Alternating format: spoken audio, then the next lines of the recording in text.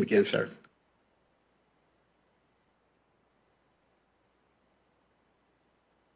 Hello, everyone, and welcome to the Economic Development Innovation Committee meeting.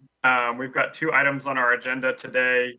The first item is the corner store discussion, so we will start with that before moving into our continued discussion on the public realm study.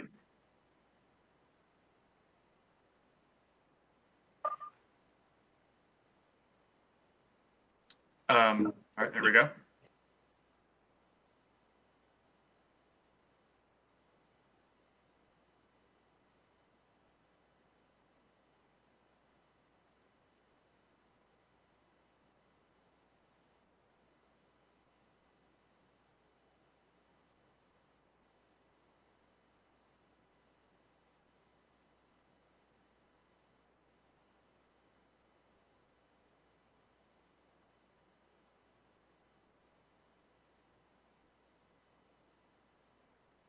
Mr. Young, are you leading this presentation?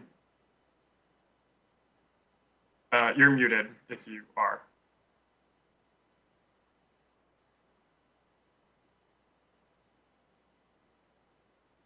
Hello, Alan. Can you unmute me? Did you do so? You're unmuted now. Yes, sorry. Yeah, if you were talking, we didn't hear any of it yet. I was struggling to find the unmute, and I apologize. It was operator error. Councilmember Melton and committee members, welcome and thank you for the opportunity to present to you today on corner stores. And as a reminder, this is a part of a larger set of initiatives that you all initiated back in January of this year, centered around community-centered economic development and strategic small business investments. The goals of this effort are really twofold: address food deserts and swamps through increased access to healthy foods, and encourage neighborhood and small neighborhood-based businesses. And as I said, this was referred to ED&I back in January of this year. In March and May, there were follow-up presentations that went into additional detail on accessory commercial units, use of public space for farmers markets and other food sales, and explored retail sales in residential areas in further detail. There are several outcomes of that are underway. The first is to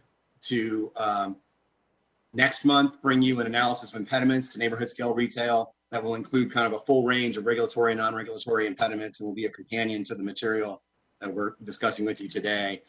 In October, we will bring you an analysis and report and recommendations on further flexibility in the food truck and temporary mobile retail regulations to, again, allow more food choices in more places throughout the city.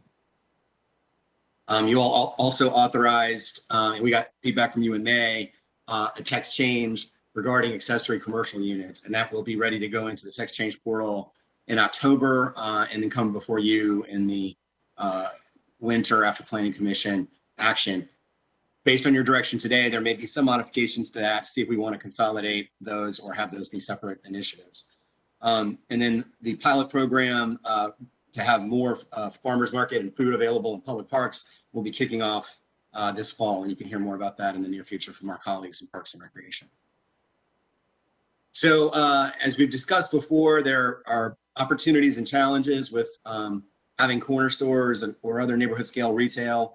There are a number of cities across the country that have successfully had this type of use. As we've mentioned previously, they normally have greater density than we do in most parts of our city, 800 to 1,000 residential units within about a quarter mile.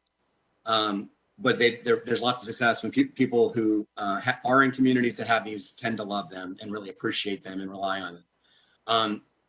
We have an opportunity to really focus on areas where the city's making investments, such as bus rapid transit routes, to try to encourage these areas and to work with our colleagues in economic development, innovation, urban housing and neighborhoods, and our Raleigh businesses alliances to provide support and consultation to entrepreneurs in this regard. In terms of challenges, as you've heard from RPD, there's some documented code enforcement issue with some of these stores, and that there is can often be higher margin products sold, such as alcohol and cigarettes, and we have very limited or no legal ability to change that. So that's something we have to probably directly work with owners on, and to encourage and incentivize having fresh food. So in terms of context here, we've talked previously about accessory commercial units. Those are units that are attached to a residential building and subordinate in size to the residential building. A corner store could be a standalone structure. The operator can't live on site as they could in the commercial unit, and no principal structure to indicate proportionate scale. So we'd have to come up with size and setback limitations. Something that I want to introduce here is the idea of what we have come to call neighborhood scale retail, which really incorporates a suite of regulations for both accessory commercial units and corner stores. And I think we want to make that one of the options that you all choose from in terms of giving us further direction, because we think that, again, there's a lot of overlap, and I'll get into that here more in a moment. Here's two examples. On the left of the slide is accessory commercial unit. That's in Memphis, Tennessee. And on the right is a more traditional corner store.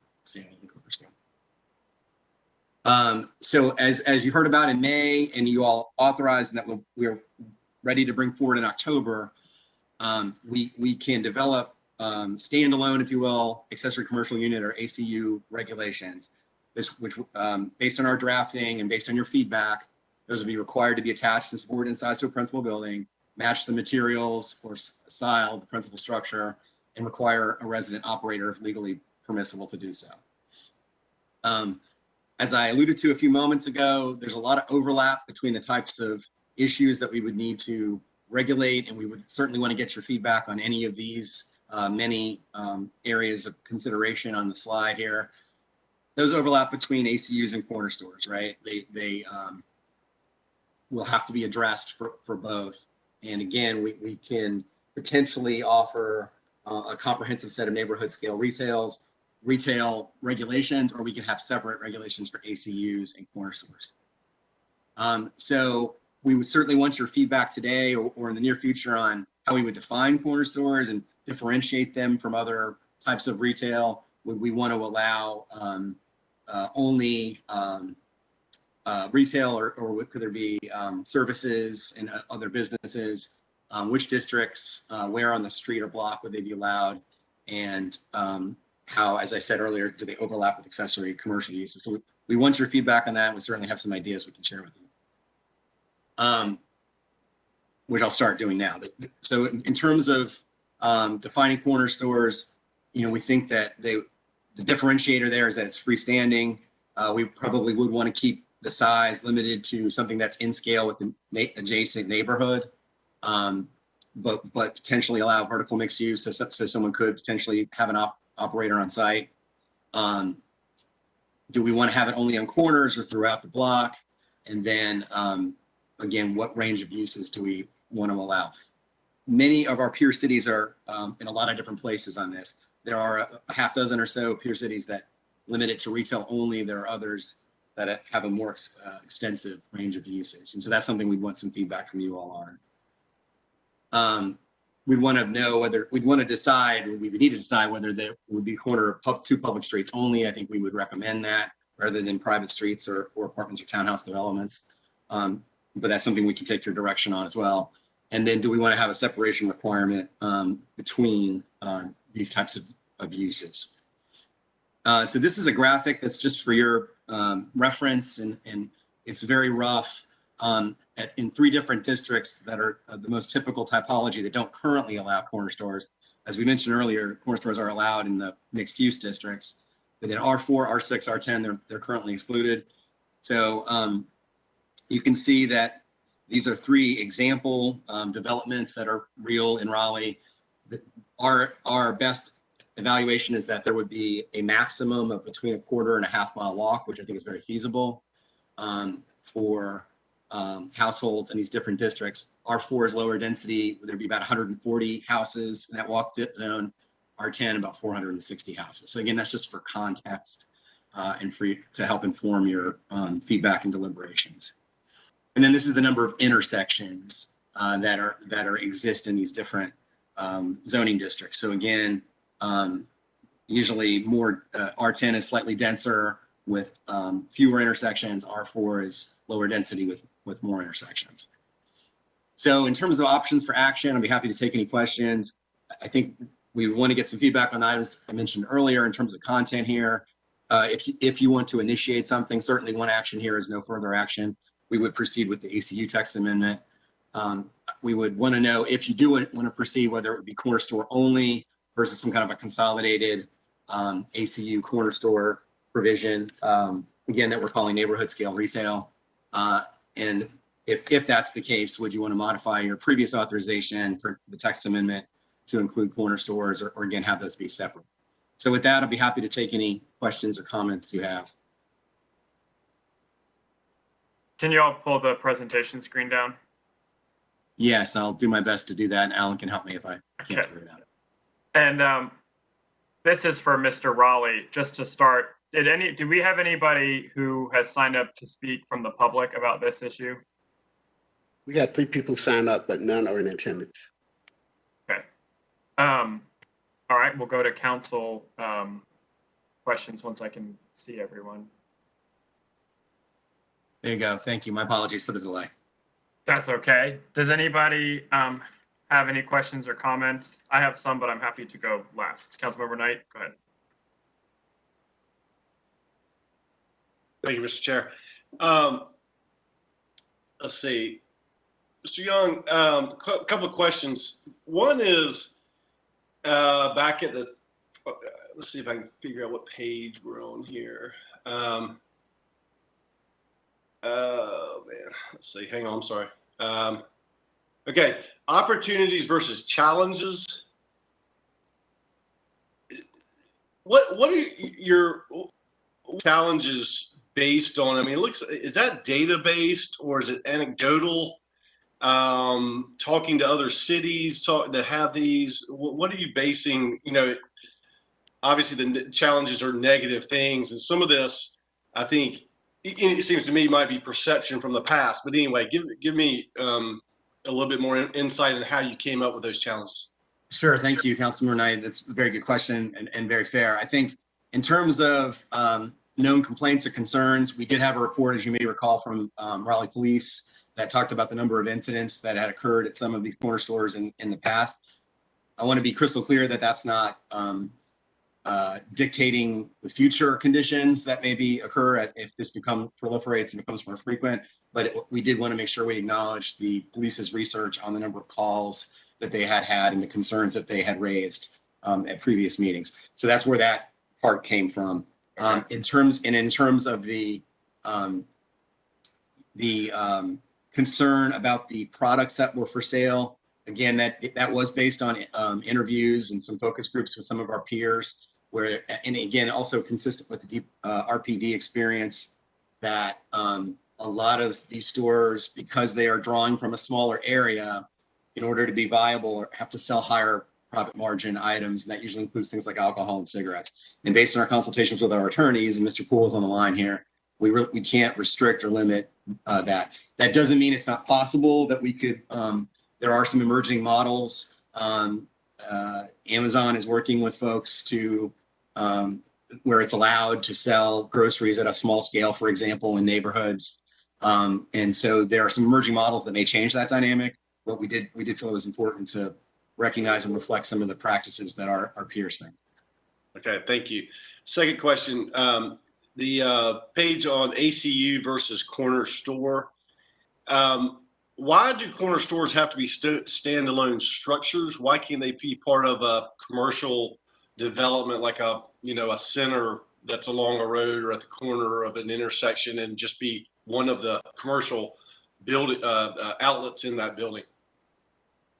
Yeah, they could be, council member, and I'm sorry for the lack of clarity in that slide. I think what we were getting at was that the accessory commercial units that you previously authorized clearly have to be subordinate to an existing residential.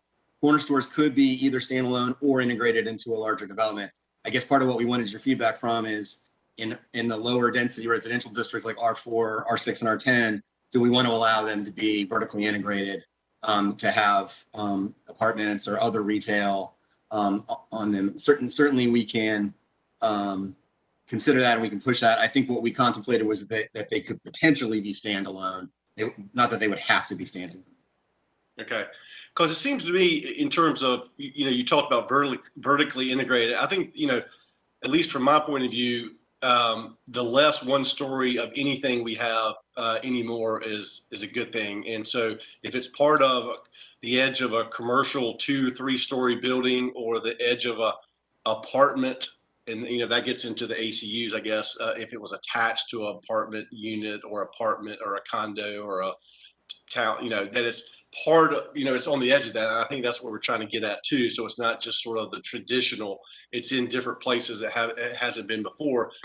But it seems to me, I would think we'd want to have it part of attached otherwise as much as possible, if that was appropriate in that location. So trying not to hinder that, I guess, is what I'm trying to say. Yeah, thank you for that feedback. Appreciate it. And that's all I have at the moment, Mr. Chair. Councilmember Branch. Yeah, thank you definitely for the presentation and information. Having lived the experience of the corner stores, I think to Councilman Knight's point, I think the reason why Pat and the staff chose the corner store, because normally stores that are within a shopping center or a little small outlet, those aren't as problematic.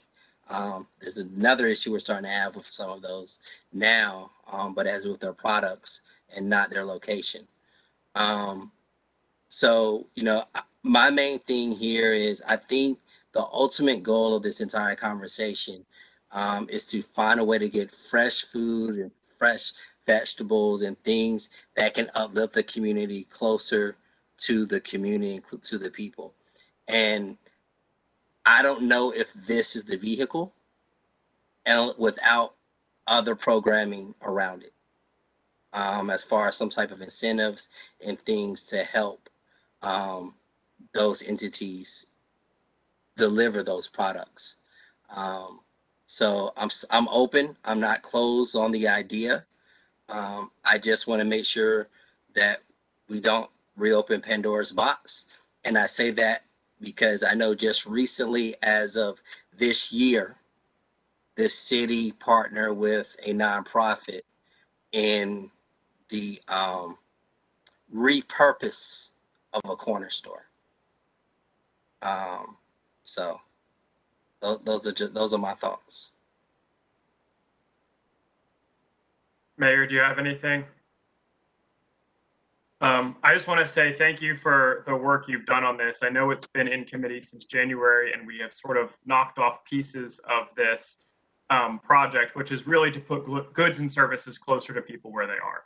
And so as you've highlighted, we've already recommended out ACUs and authorized a text change on it, pilot program for the farmers markets and parks, the mobile retail, looking at that again, and then also coming back with the holistic look at how can we, in places where retail's already allowed, incentivize more goods and services. So this corner store piece is really the last piece of it. I hear Councilmember Branch's concerns, and I know he has been dealing with this much longer than me and probably more than anyone on council, just when you look at the demographics of where corner stores currently are in a lot of the city. What I would hate to have happen, though, is that we have a lot of really bad, obvious examples left. And if we keep pointing at the really bad, obvious examples, we're never going to get out of this cycle. And I think that this is something that can do a lot of good. And I really think Raleigh can lead in this area. And I think we have to give ourselves the opportunity to lead. So what I would like to do is I would like to recommend this out of committee, recommending that staff allow staff to explore a text change, allowing corner stores in R4 and up. They're going to have to come back to council with that text change anyway for us to talk about it, whether to authorize it or not. And then there's going to be many touch points in the community for the community to weigh in. And I hope that during that process, we can collaborate with RPD. We can get some of the folks who own or operate corner stores to tell us what they need to be successful to accomplish our goals, and that we can actually make this happen. For that reason, I don't want to combine this with ACUs because I think we were intentional about breaking pieces off, and the ACU is a lighter lift. So I want to keep corner stores separate so that it can grow and evolve on its own. And so that would be my recommendation and I guess motion. If you need more direction, I'm happy to put it in there. I agree with Councilmember Knight. I think we should be flexible about whether they're standalone or allowed attached. I also think we should be flexible whether they're actually right on the corner or a couple units in. I actually spoke to someone whose family owns a corner store that's been shut down. She really wants to reopen it to be this type of market we're talking about, fresh goods and services, but it's not actually right on the corner, and so she can't get it open again. It's one unit over, so it's just sitting there empty. And so I don't want to constrain people who want to invest in our neighborhoods. And so let's recommend to full council that we authorize staff to draft a text change R4 and up, be flexible with the terms, and bring it back to us that we can decide how we move it forward. So that would be my motion. All right, seconded by Mayor Baldwin. Councilmember Branch, go ahead. Yeah, I do. And staff, as you're looking into this, there's a property at the corner of Glasscock and Brookside that I think was mixed and was going to have some residential in it. I don't know if it was a zoning issue or whatever. I know it's been through some changes, but I think that may be a good example of what I believe my fellow council members are looking at. And I'm aware of the young lady with looking into the idea near Washington Elementary as well. So to get the process moving, I will support this. Not saying I will in the end, but I will for now. All right, all those in favor?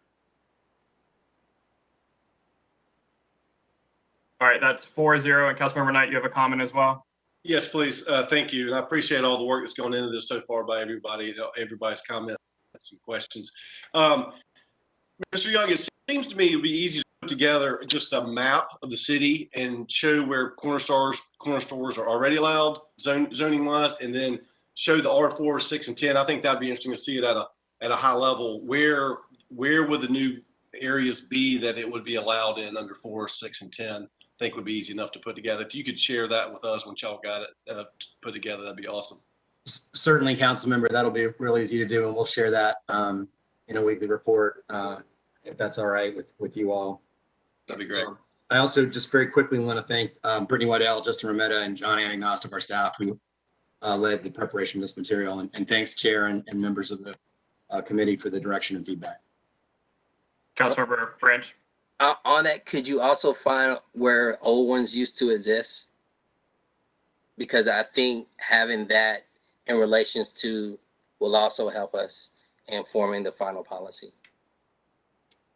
Sure. So in that regard, we'll do our best. There's not probably a comprehensive database of those, but we have some historical information about where there's. Are you referring to legally non-conforming neighborhood retail? It was legal when it was established, but it's not. Yeah, we'll talk. I get with you and I share, because I can actually give you addresses of where old ones existed. Yeah, we will certainly do our best. I just want to acknowledge that we don't have a full comprehensive database on that, but I think we can characterize it to the best of our ability. Absolutely. Perfect. Do you need anything else from us, Mr. Young, on this piece? I don't believe so. Thank you, Chair Melton. Really appreciate the feedback and the direction. Okay, great. Thank you guys very much for hanging in there on this item. And I think that closes out our community-centered economic development, strategic small business investment agenda item. So this will be fully referred out as of the next meeting. And I know you've got some action items coming back to us to full council. So we will move on now to the last remaining item on our agenda, which is our ongoing discussion about the public realm study. Well, good afternoon, Chairman Melton, Mayor, and members of the committee. We're getting our slideshow pulled up here. Great. So this is a continuation of the conversation that we've had in committee back in June. This is when it was first broached. So Whitney, if you could go to the next slide, please. So this, again, is just some quick background on what is bringing us here today, much of which you already know. I will say that today's update, and really the presentation focuses exclusively on items from that public realm study that require policy direction from this committee. We have had a staff working group that has been working furiously, I can say, since just after that June meeting of this committee to sort of dissect the recommendations and get to work on carrying them out. And I will say, although this presentation is limited to items that fall specifically in the small scale activations and outdoor dining arena, because those are the items that we have today that are ready for some or are requiring some input from this committee. I will draw your attention to a couple of memorandums which are attached to this item that outline the really great work that has been done on both the infrastructure section of the report as well as the curbside pickup, curbside zones section of the report. So if you take some time to take a look at those items, you will see a lot of incredible work that's been done by staff, and also kind of a precursor to some items that will ultimately be coming back to this committee as we have more time with staff to work through for some additional policy recommendations in those areas of the report as well. So at this point, I would like to go ahead and turn things over to Whitney Schoenfeld with Emergency Management and Special Events to talk about a few items that require some policy direction from the committee. Whitney. Thank you, Evan. Once again, I'm Whitney Schoenfeld with Emergency Management and Special Events, and then we've since added on hospitality as we've shared before. So I'm here today to talk both about small-scale activations and outdoor seating. So this first slide just quickly serves as a reminder of the 4 recommendations that the Downtown Raleigh Alliance presented from the Public Realm study. And we've indicated our progress on these once again. So green is items that staff is currently doing. Yellow is items staff we are currently working on. And then the magenta color is items that need further evaluation. So the 2 of the main items we're here to address today related to small scale activations is number 1 and number 4. So we are going to be presenting you with our draft policy for small scale activations. And then we're also going to talk about funding opportunities to make available to event organizers. So moving on, our small scale activations. So we talked about this at the June EDI meeting that when our office was first created, we kind of did a one-size-fits-all approach to special events. And we realize now that now's the time to revamp that and to kind of create 2 separate tiers. So what we have indicated on here is a tier 1 style event, which would be a larger scale event. So think of a Fayetteville Street closure where we're closing the entire district. You have a stage, amplified sound, inflatable structures, large tents and whatnot. And then we have a tier 2, which is new for what we're proposing. And this is for small scale activations, low impact events. So maybe just closing 1 block of a road where there aren't a lot of businesses or residents that are impacted. They're just using smaller speakers. They don't require a fire marshal permit and whatnot. So along with creating this second tier, we also want to reduce our deadlines and reduce our fees to make it easier for these smaller organizations to go through our special event permitting process, which can sometimes be intimidating for those who aren't familiar with it.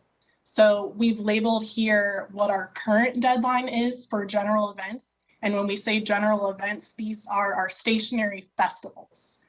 So typically we have a 90-day deadline for those, and we have proposed to essentially cut that in half to a 45-day deadline.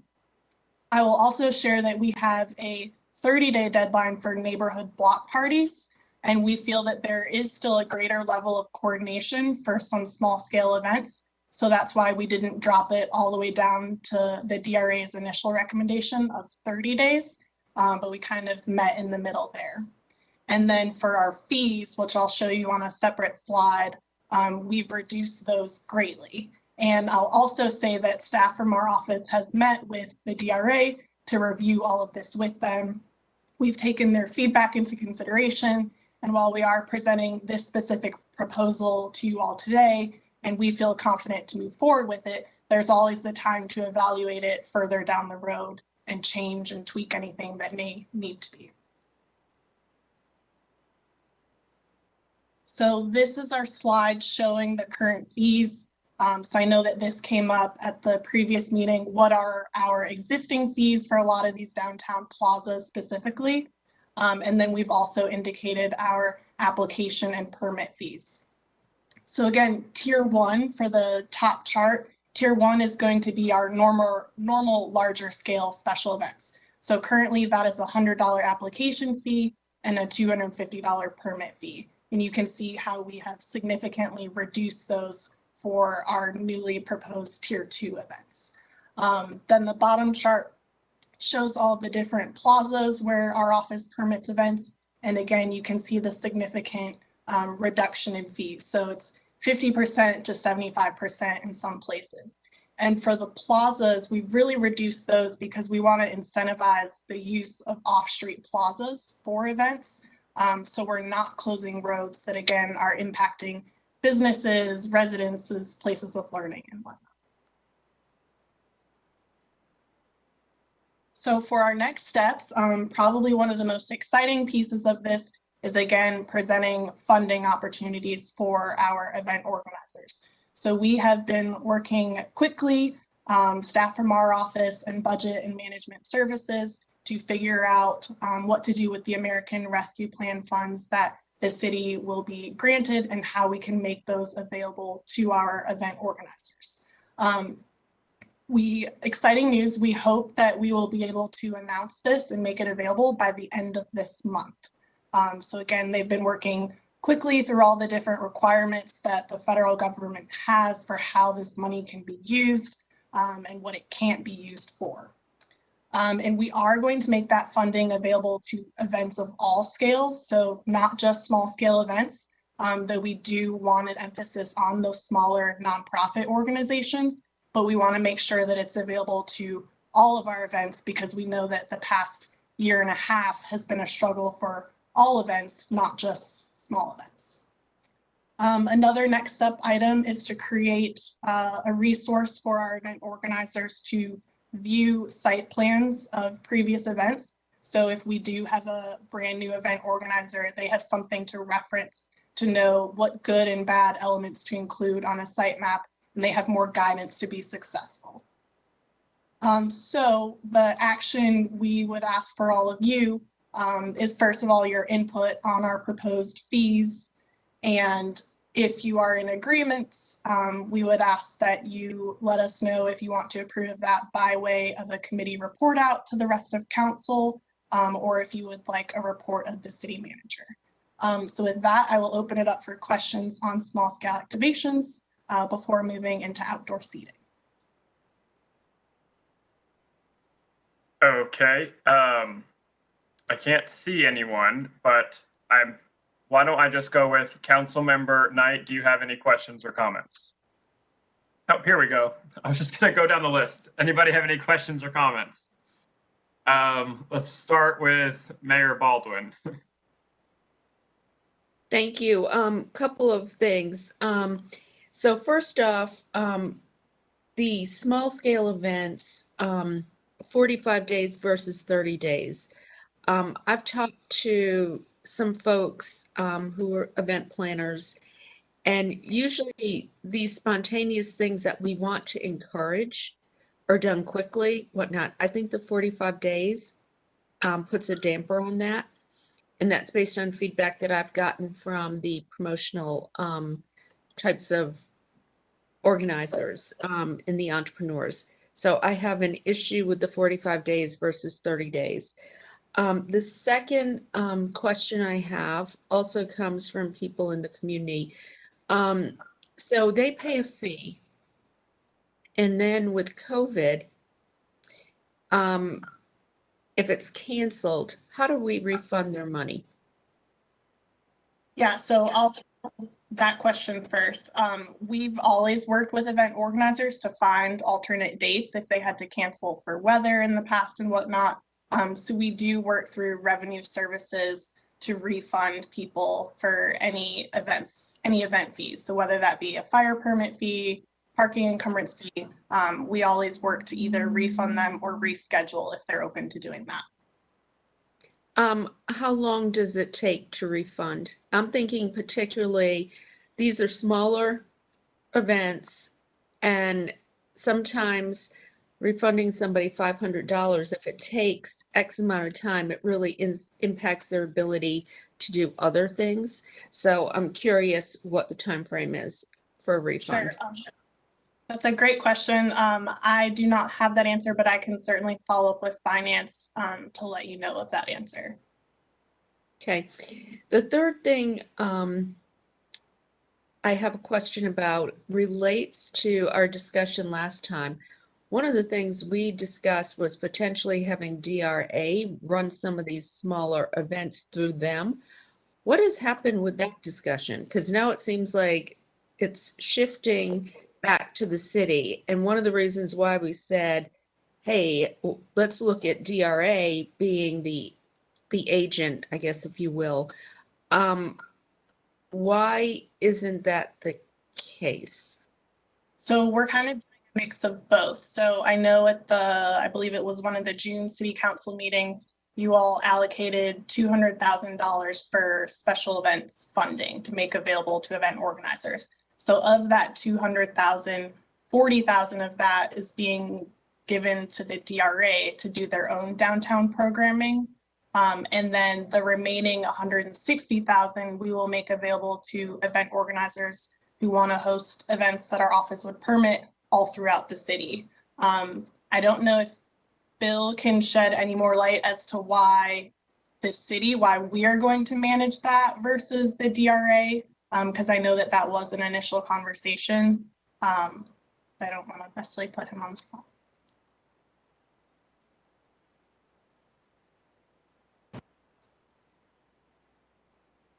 Bill, you're on mute.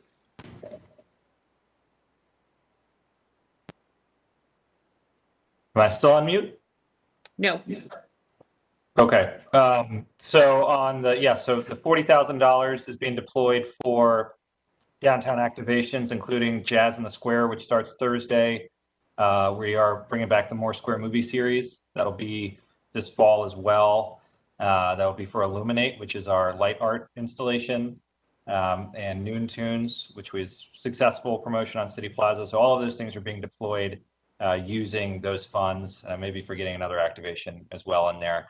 And then I think you're referring to the grant program, which would go back to the city. The challenge was around administrative costs and whether or not those qualified for the use of federal funds. And so in order for us to be able to manage the program, we would need to be able to add some sort of staff or support, and federal funds apparently did not qualify for that use. And so that's why we were not eligible to take the program. Okay, so essentially then this doesn't accomplish our goal of encouraging more entrepreneurial type of thing. I'm working with a group right now who wants to do something for September 11th. It's a low,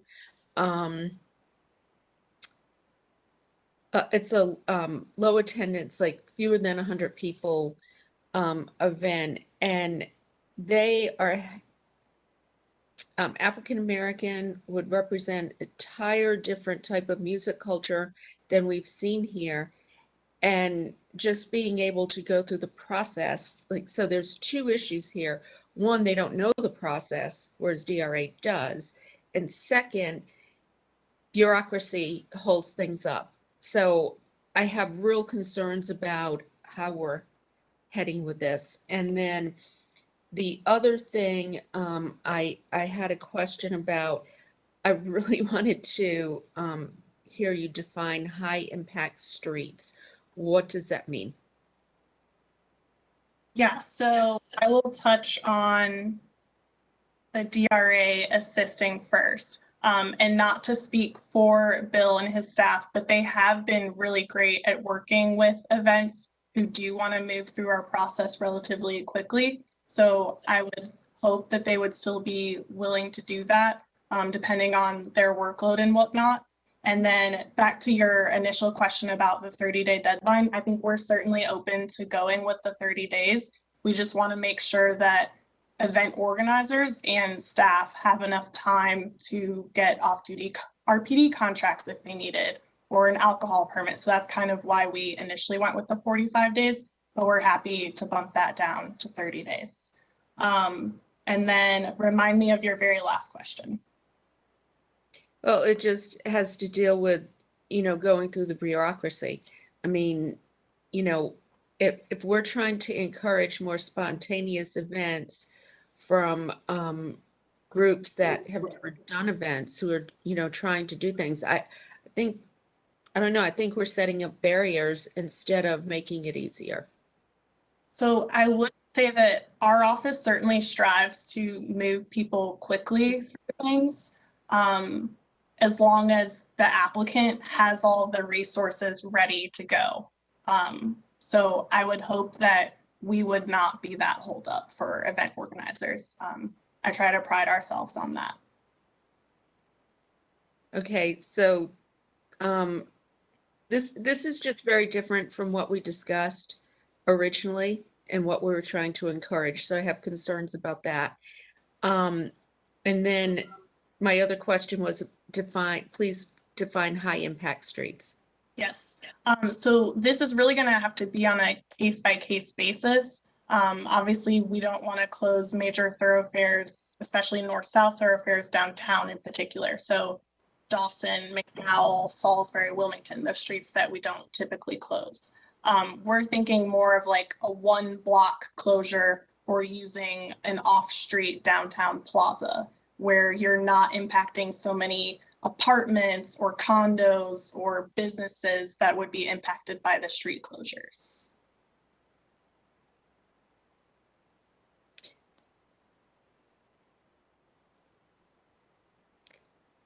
Okay, I have some questions about that as well, but I know Councilmember Branch has his hand raised.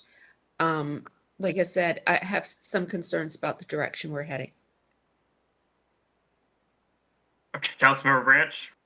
So this will help me if I were to have an event and I needed to go from the City Plaza to Davie Street. Is that considered a tier 1 or a tier 2 event? So I think it depends on the infrastructure that you're using. If you have a large stage on City Plaza or you have tents that need a fire permit, those are some of the triggers that would make it a tier 1. If you are just out there with your speaker and a guitar and you have a couple pop-up tents, then I think it would be a tier 2 scale event. So if I'm closing a street off, then it's considered tier 1. Not necessarily. We're saying like a one block closure of a street could still be a tier 2 event. Okay. Can we in some way, at least for me, try to get some classifications? Like, I know you probably can't list it all, but tier 1s typically have this. Tier 2 typically has this. So that it gives me a better understanding. It's kind of like if I go to not to pick on you, Carrie, but if I go to the convention center and I want to get a ballroom, if I need 1 ballroom or 2 ballrooms, I get a list of options depending on that size of ballroom that I need. If we could do that with tier 1 and tier 2 here, I think it'll at least give me a better comfort level, and it may help the mayor as well in her trying to understand. Because I'm still, for right now, I get the cost difference, but I don't know what that cost difference gives me, because what it sounds like is we're reducing the application fee and permitting fee, but there's still police, maybe fire. Does that also include the road barricades that we now go and have installed? What is included in these services? And I think that'll help the community as well. Sure, yeah. So we have a policy written on paper that we're happy to clarify the high impact road closures and whatnot and share that with you all. Okay.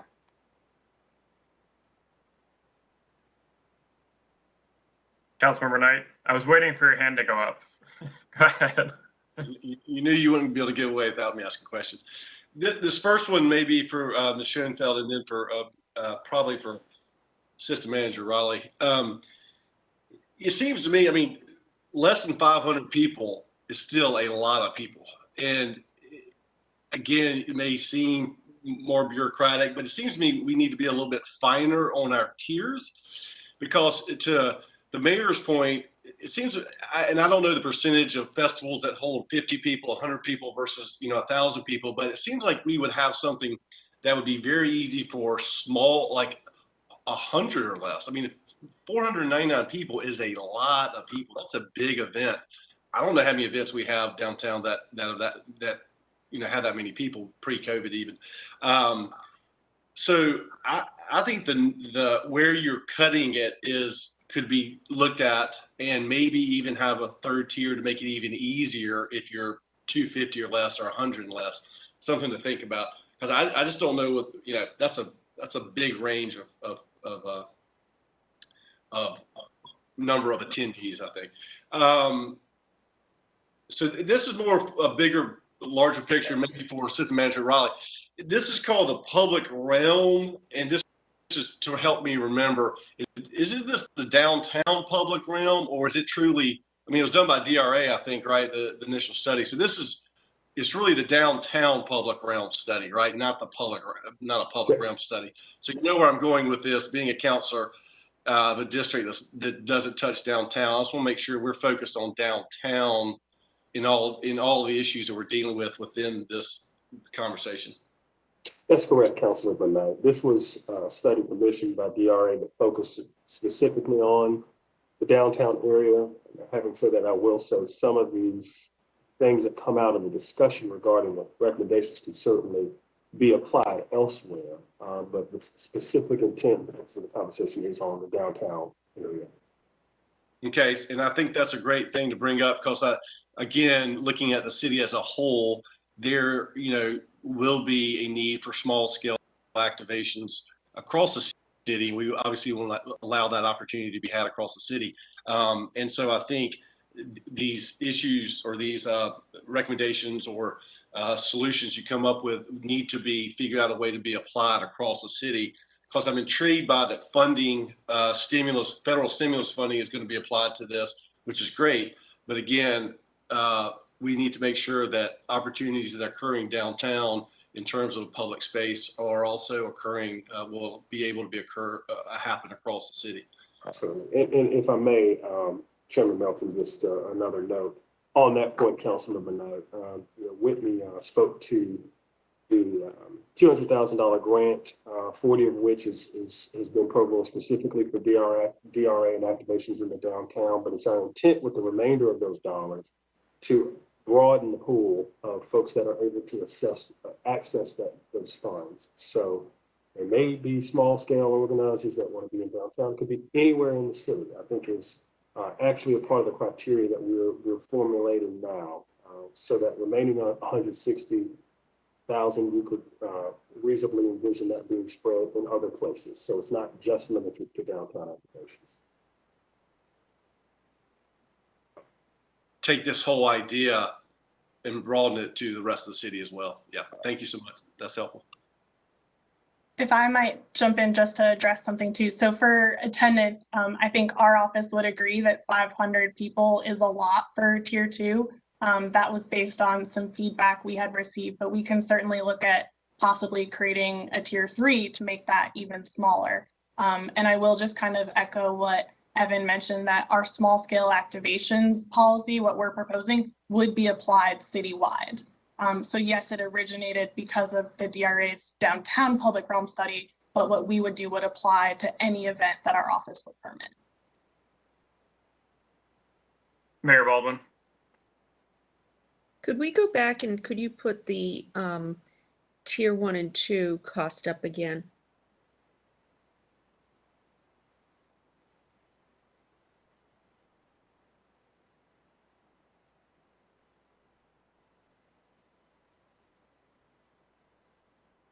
Okay.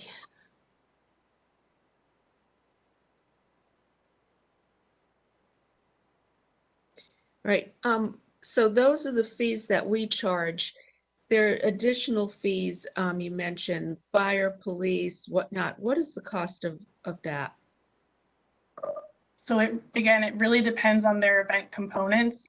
For fire permitting, there's different fees if you're getting a tent permit, if you're having fireworks. If you're having a festival permit, an RPD is typically $35 per hour for one officer with a minimum of 3 hours working an event. So it depends on their footprint for how many officers they might need and whatnot. Okay, just to kind of put things in perspective too, if memory serves me correct, I think one of our dine out evenings had over 3,000 people. I was at Moore Square Market this past weekend. I think that has been getting about 1,000 to 2,000 attendees. Now, those I consider larger scale, and I'll just say, I think 500 people on a street is actually not, it's a bigger event, but it's not like a huge event. So I'm just trying to kind of get in my mind what that looks like on a city block in a closed street. I think we do need to look at potentially a third tier after looking at these prices.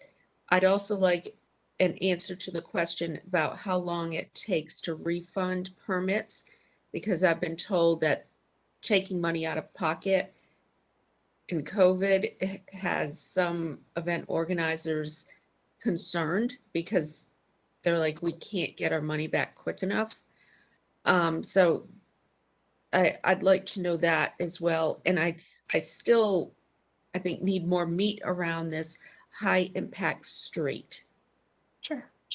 So I did get a response from our staff that I messaged during this about how long it takes to issue a refund. And we do issue those relatively immediately, but it does have to be paid out via a check. So finance would have to mail a check, and that could take up to a week or two.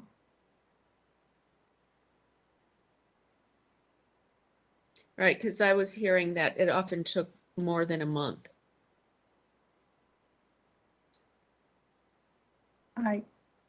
We can Okay. look into that more. Okay.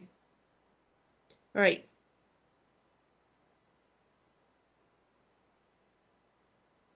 If you can pull this down, I've got a couple things too. One thing is while we were on this meeting, I'm getting text messages saying that groups that had events canceled in 2020 for COVID never received refunds. So can someone please go back and make sure that happens, or to look at it, please?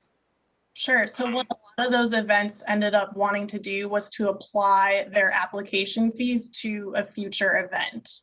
But Okay. if he has changed their mind and would like a refund, then yes, if those specific event organizers can reach out to us, we would be happy to do that. Great. And then this is something I mentioned at the last committee meeting, or maybe at a council meeting as well. But before I was sitting here on city council with everyone, I did a lot of nonprofit work and community organizing work. And it was really tough as a nonprofit to do the types of events we wanted to do because of, I guess, the red tape, right? So I thought that what this goal was is really to cut out and eliminate a lot of that red tape.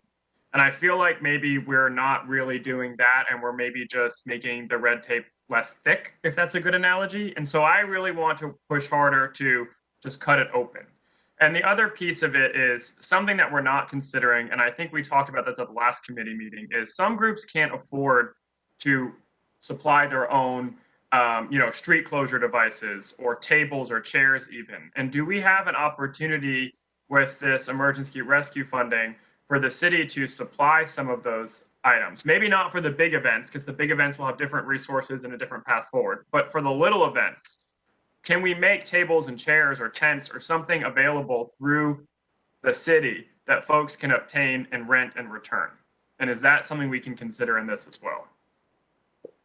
Councilmember Melton, I can maybe tackle a portion of your question. Certainly helpful feedback to hear regarding the general thrust around elimination of red tape. I think we've heard that now, and we can certainly take a look at that. To your question about the barriers, and I don't know if I think our DOT director is on, I'll certainly allow him to chime in.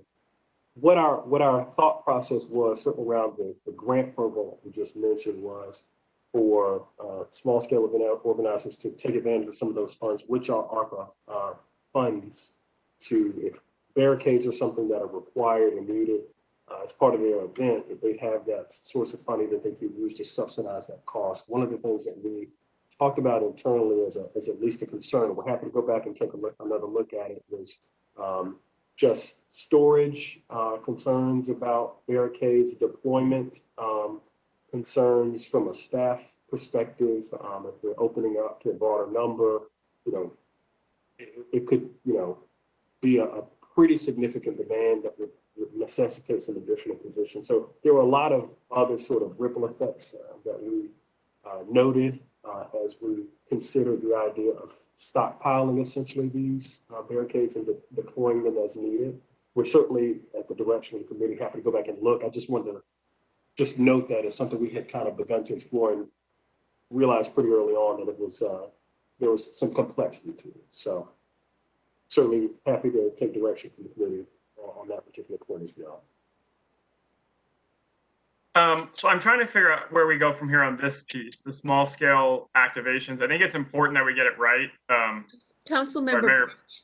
Councilmember. Oh, sorry, I didn't see. Sorry, Councilmember Branch, go ahead. No problem. So I've been with groups that have done events and have rented facilities and put things on. I think, we need to really decide what we want when we say remove the red tape. I agree there's things that can be cumbersome, but I think we need to really try to define what it is we're trying to fix when we say that, because in doing that, there's still a cost that is incurred. It's either by the city or by the applicant that's doing the event.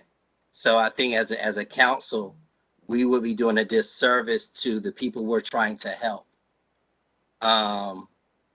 in adding things and doing things, but then there's another cost. We can say we give you tables, and the question is, who's putting the tables out? Our city employees still have to be paid. How do we cover that cost?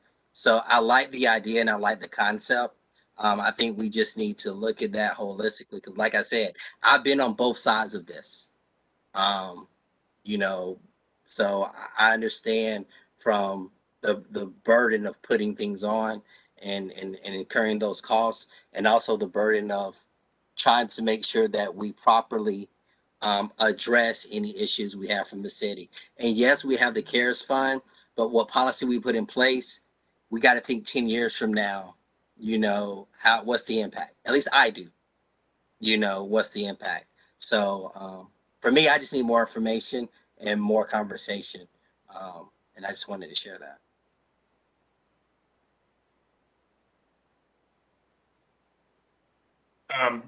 That's good feedback. I'm going to jump in real quick then, Mayor Baldwin. My point about the tables and stuff, I agree with Councilmember Branch. I wasn't suggesting that staff would go out there, the city would be responsible for setup, but just if we have an initial round of funding to buy some stuff that can be maintained and rented. And so the person doing the event would go get it and use it, rather than having to find a third-party supplier or purchase it themselves. And then the other thing about direction is, I have concerns about the 45-day window on the small events still as well. Go ahead, Mayor Baldwin. Oh, I was going to ask if there are additional items that we're going to consider today. Can we table this for now and look at, continue the conversation and then come back to this? I think this particular part, we need more work. Yeah, that's what I was trying to say earlier. Is where do we go from here? Because this is important to get it right. It sounds like we need a lot more work on it, but I don't want to hold it up. But I'm thinking we're really not in a place that it can move forward right now. So unfortunately, our next committee meeting is not until the end of September. Is there something we can or should be doing in the interim is my question for the committee or staff. Can we, if there's additional things that we're going to hear today, I want to hear those I Yeah. need to process what we just heard. All right, let's move on to the next part of the presentation and then circle back on this and figure out what we want to do with it. How about that? That would be All good. right, next part, go ahead.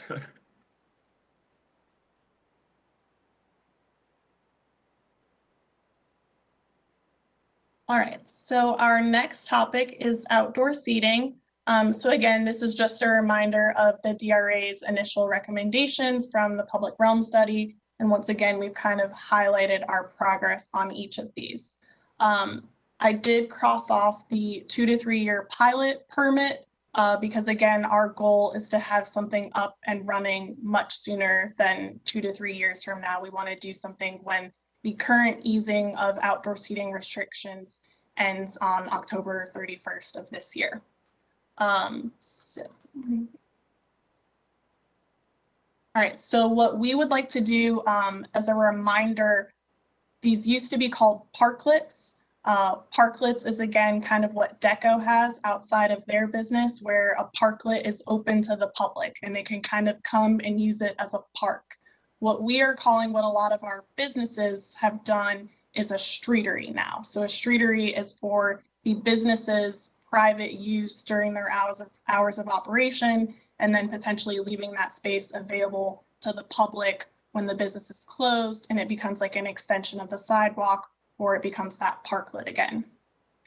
So what we would like to do is, and we also don't want to call this permanent, we like to use the word traditional. So while we have every intention of allowing the business to use these and to use them on a permanent basis, our city attorney's office has advised us not to use the word permanent. So it would be called traditional, and it would service through just how we do a lot of the other private use of public spaces permits through EnerGov. And a lot of our applicants are already familiar with that from applying to have outdoor seating in the past as well. And then one of the recommendations also from the DRA was that one city department kind of takes ownership of this, and that would once again be our office. Just like we do for special events, we would be the conduit or the funnel for all city coordination and necessary approvals from other departments. So next steps, probably the most pressing item. We've had a lot of staff collaborate on design standards that are being developed by our Urban Design Center in Planning and Development. So we hope to have something out very soon that we can share with businesses in particular who currently have the orange and white jersey barriers. So when those eventually go away, but we also realize that we can keep those in place for a longer period of time to still help our businesses, that we have specific design standards to share with them for what to put in place of the non-aesthetically pleasing orange and white jersey barriers. We're also working with the city attorney's office to make sure that updates to our revamped process would be reflected accordingly in city code. And again, similar to special events and small scale activations, we want to provide funding opportunities for businesses to apply and get resources in order to construct their streeteries once they go away with the orange and white jersey barriers. And I know that Budget and Management Services is planning on presenting to you all at one of your September work sessions about the American Rescue Plan funding. And they're going to come to you then to talk about allocating funds specifically for outdoor seating, just as you did for special events previously.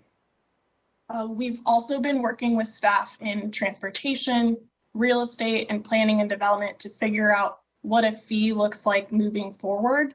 I don't have those fees necessarily to present to you today, but what we are kind of looking at is we know that we're not treating these as parking spaces anymore. It's just, we want to think differently about what our parking spaces are used for. We want to continue to help support our businesses. So this is just essentially another group or stakeholder using public property. So at some point we would like to charge a fee, and by no means do we want to do that anytime soon. So what we would like to ask for all of you, again, if you are in agreement, is to continue to set the fee for outdoor seating permits to $0 for the remainder of this fiscal year. And then later on, what I have indicated on this slide is that for the following fiscal year 23, we would also want it to be free then as well. And then as we kind of evaluate where the world is at with COVID and whatnot, and hopefully we're in a much better place, then we would eventually look at imposing fees again at some point. And that was all I had for outdoor seating. So I will open it up to questions from you all. Mayor Baldwin, and if we can get the presentation down too, that'd be helpful. So a couple of things. A lot's changed since we last met. The Delta variant has hit. I talked to a number of restaurants owners in downtown last week, and they are totally stressed trying to reimagine how they live through this again.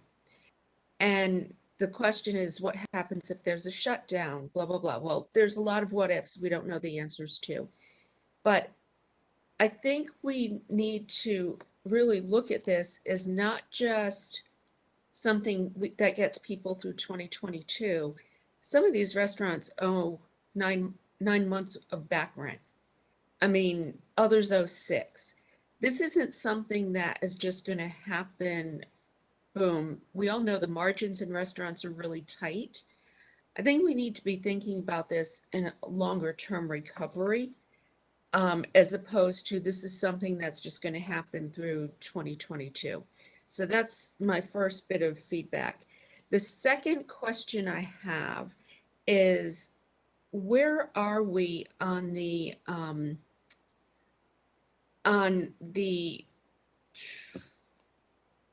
I guess what you would call the design elements, whatnot.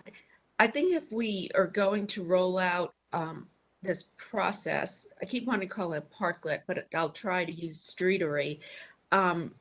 We also have to have the funding in place to coincide with that. But also what I'm hearing from restaurants is, heck, we can't even afford to think about this right now because we are pivoting once again. So I guess the question I have is, we've talked about using rescue funds for public realm, but I think we're also going to have to talk about how we use these rescue funds just to keep some people in business. And I think this is nice and this is aspirational. And I believe it's absolutely necessary that we do this. But put yourself in the mindset of a restaurant owner who has just been through the worst year and a half of hell and now feels like, are we going back there? So it could be almost overwhelming to them to think about, how do I do this streetery? How do I get this done when I'm just trying to survive? So I think we need to change our mindsets a little bit on how we can help make this happen, how the funding needs to be all together. I mean, this almost needs to be a package that makes it just so easy for them to come in and look at and say, okay, I could do that. Again, reduction of bureaucracy and more about streamlining. So I want to make sure that that happens, but I also want everybody to be really sensitive to the mindset of our restaurants and small businesses right now. Yeah, I want to jump in real quick because I agree with that perspective. I sort of see it as a yes and. The work that we were doing here was we were trying to take the best practices that we learned during a really terrible situation and turn them into a permanent benefit. We needed this outdoor seating because of the pandemic, and now that the pandemic's over, let's make it permanent. Unfortunately, it is obvious now that the pandemic is not quite over, so that goalpost has moved. So I want to keep this moving forward for when the pandemic really is over and our emergency directives end, that folks can take advantage of this, not because they need to, because they want to. So what I think we need to do is continue this for that time, and then maybe also come up with, now that we have this Delta variant happening, an interim emergency addressing these emergencies again. So I think, I'm calling them emergency directives, whatever they were supposed to expire at the end of October. I think we need to push that out through the end of the year and say that all the temporary stuff that's on the ground now on a need basis can stay at least through 2022. Then we have this program ready to roll when our COVID numbers are way down again and everything's wide open and the emergency's over, and this is a new way to use our public spaces because it's better for everyone. And so I think we should extend out the emergency directive through the end of the year and have this pick up. If folks want to do it now, they can do it now, but there's no pressure on these restaurants that are trying to survive the fall and this peak. So that would be my suggestion. Could I ask, I'm sorry, could we ask Bill King to just kind of weigh in on what we've just said? I just want to make sure, I know he's on the ground. I want to make sure that the temperature check is accurate. Yeah, can you all hear me? Am I unmuted? Yes, no, we can hear you. Okay, I would agree with that absolutely. I do think we have restaurants that are, trying to make sure that they are safe through all of this, and particularly with the variant coming through. This is ultimately restaurateurs, right? So that's their trade, and so they're always going to be somewhat novices at this sort of urban design work. I think staff's done a great job building this program and working towards this. But I do think we want to be sensitive to how much we throw at them in a short amount of time, particularly with the end of October, really not that far off, and a lot of them dealing with some of the stresses of that. I think if there is an opportunity to continue the current circumstances for a little bit longer while work continues on this program and keeps working expeditiously on it, I think that'd be really, really helpful and great, because I think there's a lot of great work here. But I don't necessarily want our businesses super stressed by trying to figure this out by the end of October. Councilmember Branch.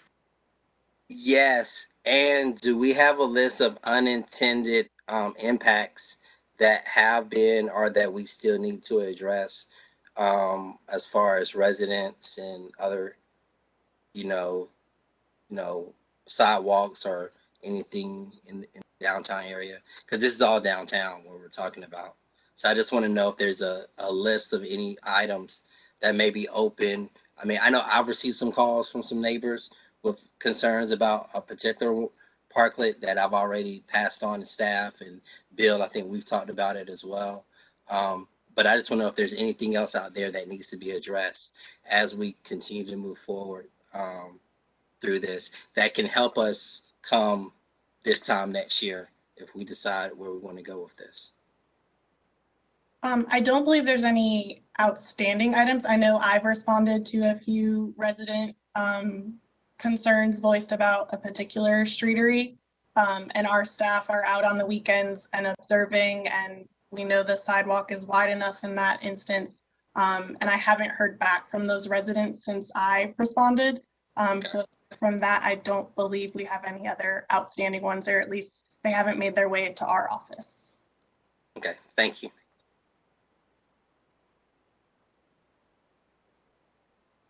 Chairman Melton, if I might add something, I wanted to speak to a comment that the mayor made. It may bring the committee some solace in knowing that part of that recommendation, that budget is going to present to council in September.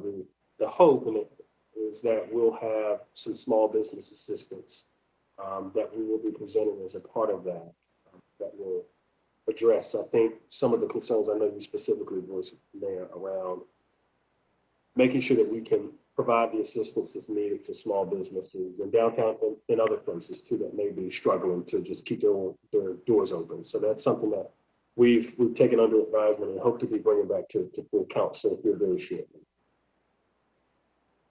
Okay, thank you. Sorry, go ahead, Mayor. I was going to just ask if you would consider a motion, Council Melton, to extend the streetery or program to the end of December while we continue to formulate these new procedures or process, I should say. Yeah, I was getting ready to make it, so I'll second it. Is that your motion? You can make it, I'll second it. How's that? All right, so I move to extend the existing, I guess, emergency program through the end of the year. And then while we continue to work on this permanent post-pandemic change.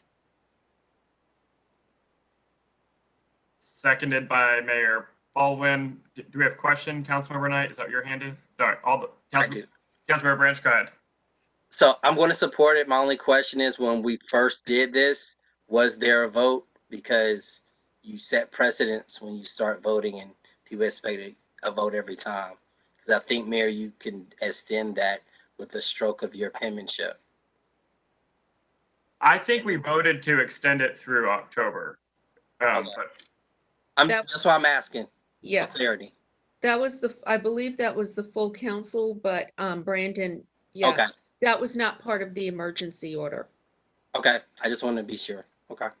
so what we're going to recommend out of committee then, based on this motion, is for the next meeting that council approve extending the emergency outdoor seating stuff through the end of the year. And we will take up in committee this permanent piece at the end of September and continue to fine tune it. So that was the motion. Is that correct, Mayor Baldwin? All right, so it's been motioned and second. All those in favor? All right, that's 4-0. That was the end of this presentation, but we still have the events activations that we did not take any action on yet. We were going to circle back to it. My thing is, I think this needs more work, but also we're not going to have another committee meeting to the end of September. So I'm all open to ideas and suggestions about what we ought to do about this piece. Mayor, do you have any ideas? I would suggest that we hold a special council meeting and give staff, a special committee meeting. I think staff has heard us, I hope, loud and clear. Want to see more innovation, less bureaucracy. Also using some of the tools that we have on the ground, such as Downtown Raleigh Alliance, making it less bureaucratic for people to do events, and especially entrepreneurs who have big ideas but not the experience. So we need some resolution on the whole high impact street.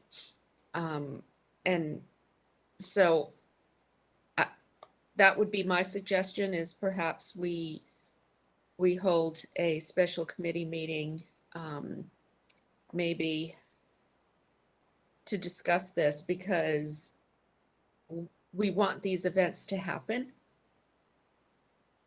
And as the weather's getting cooler, I think you'll see people wanting to do them as well. The summer has been terrible with the heat. So that would be my suggestion, on perhaps the 14th before our work session.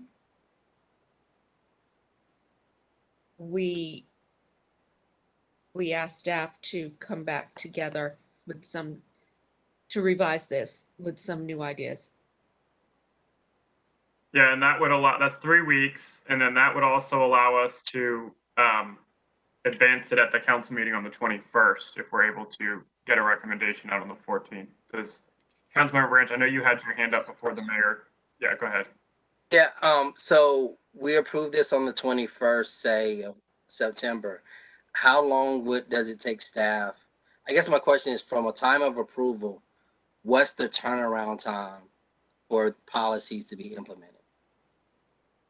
Yeah, so our policy is internal to our office. So all we really have to do is make some website updates and update our planning guide and whatnot. All we need from you all is approval of the fees, essentially, to amend the fee schedule. But again, we try to work pretty quickly. So if the fees change, how long does it take for that to go through with finance to update their stuff? I'm just trying to get an idea. Is that immediate as well? I might defer to Brandon for this. Yeah, so the changing of the fees would require an amendment to the city's fee schedule, which is adopted generally by ordinance with the annual budget.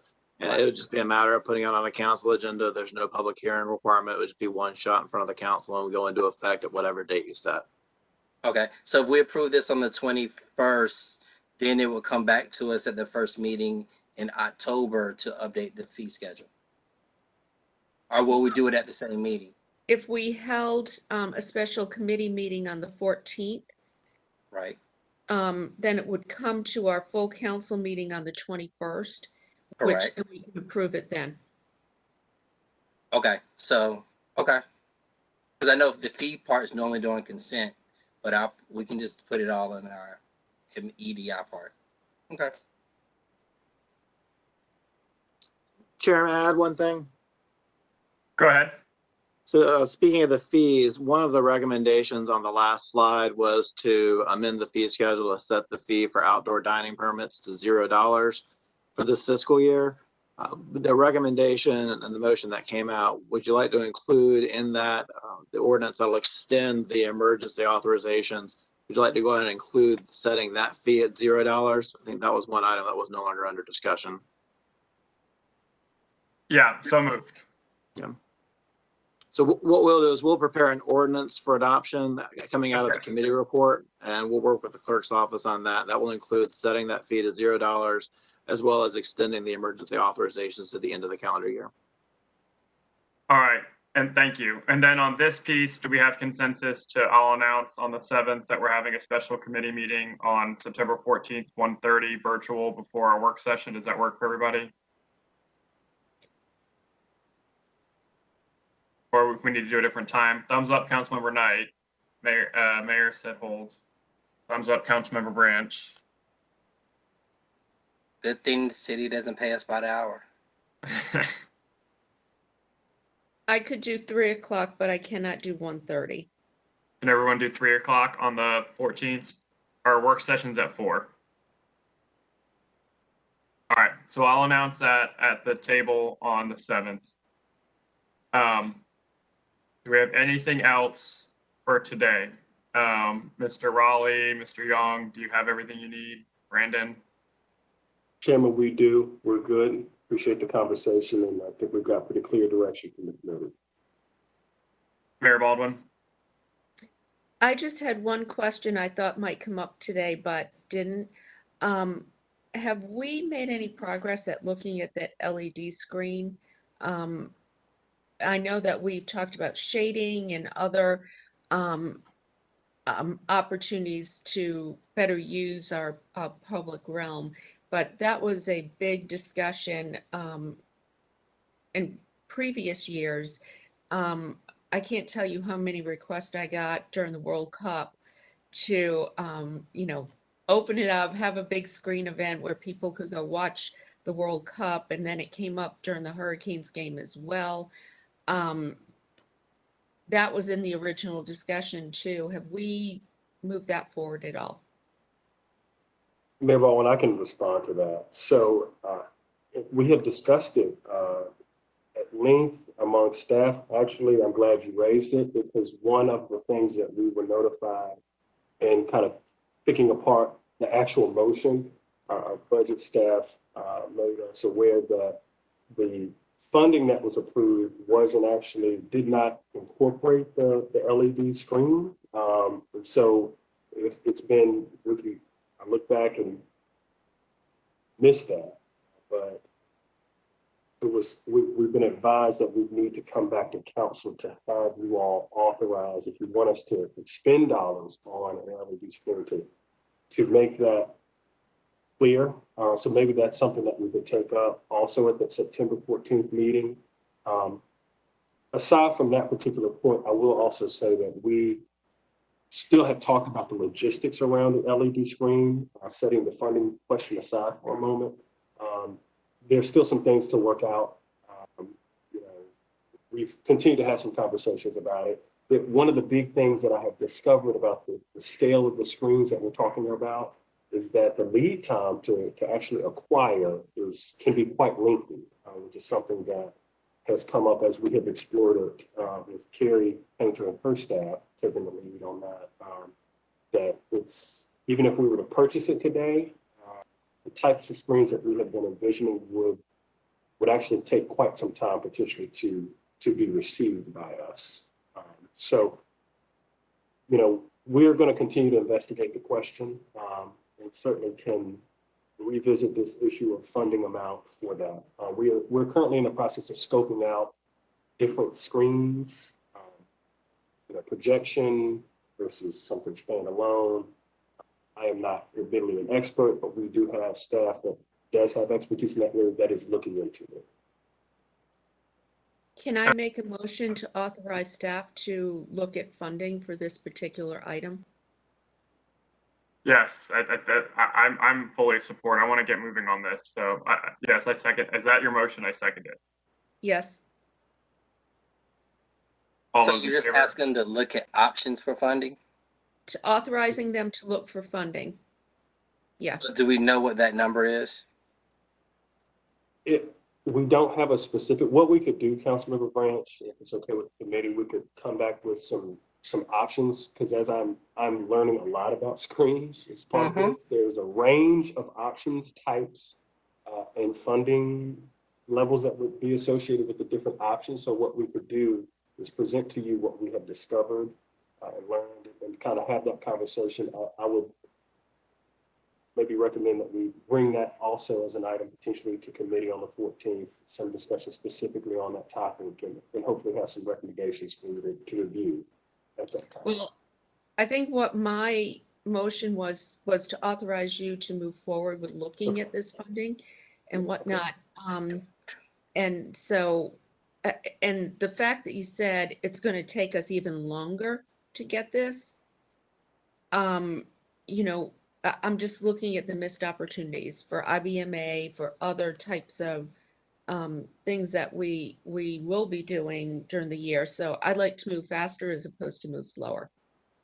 You certainly get that. And just to be clear, everything that I have learned, again, not my expertise, but it's even if we had decided to make a purchase on the day that the public realm study was initially presented to you, would still probably at earliest be into next summer before deployment of the scale of the type of springs that we're talking about. So don't want you to feel too badly about things. It's just the nature of acquisition. But we're Then let's get moving.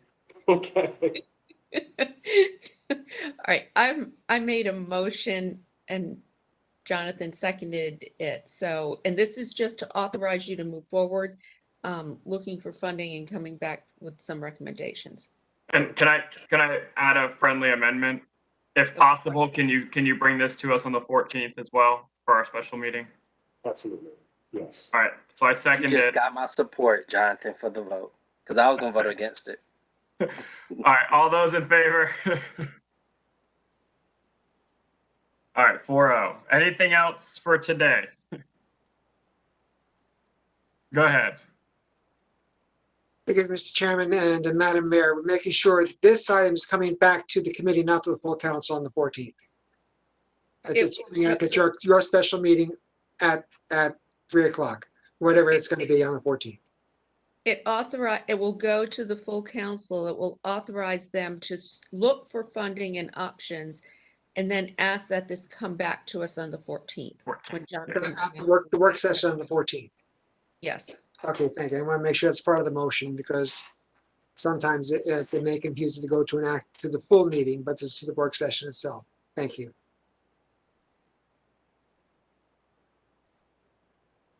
All right. Anything else? Well, good work. I feel like we've been at this for a while. It's only been an hour and a half, so we haven't set any committee meeting records. And with that, we are adjourned. Thank you. Thank you, everyone.